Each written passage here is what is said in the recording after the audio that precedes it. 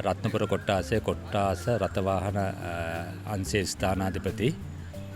අද දින ජාතික වෛද්‍ය ප්‍රවාහන ආයතනය මගින් එහි නිලධාරීන් විසින් රත්නපුර දිස්ත්‍රික්කයට පැමිණ රත්නපුර කොට්ටාසේ නියෝජ්‍ය පොලිස්පතිතුමියගේ රත්නපුර කොට්ටාස භාර ජ්‍යෙෂ්ඨ පොලිස් අධිකාරීතුමාගේ රත්නපුර දිස්ත්‍රික් එකපාර සහකාර පොලිස් අධිකාරී එකතුමාගේ අධීක්ෂණය යටතේ රත්නපුර නගරය තුලින් ගමන් ගන්නා බස් රථ සහ දුරගමන් සේවා මගී ප්‍රවාහන බස් රථ වල රියදුරන් කොන්දොස්තරවරුන් විෂමද්‍රව්‍ය භාවිතා කර රිය පැදවීම සම්බන්ධයෙන් වෛද්‍ය පරීක්ෂණයකට ලක් කරා. ඒ අනුව අද දවස තුළ උදේ ඉඳලා මේ දක්වා මේ වැඩසටහන ක්‍රියාත්මක වුණා රත්නපුර නගරය තුළ අපි තෝරාගත් ස්ථානයන් තුළදී.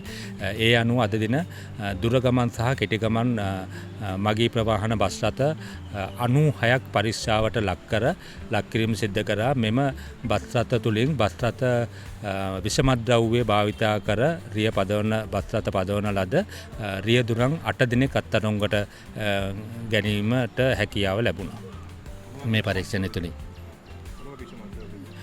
මේගොල්ලෝ අයිස් මත්ද්‍රව්‍ය, ඒ වගේම හෙරොයින් මත්ද්‍රව්‍ය, ඊට පස්සේ ගංජා නැමැති මත්ද්‍රව්‍ය භාවිතා කර බවට වාර්තාවන් ලබා දීම සිද්ධ වුණා.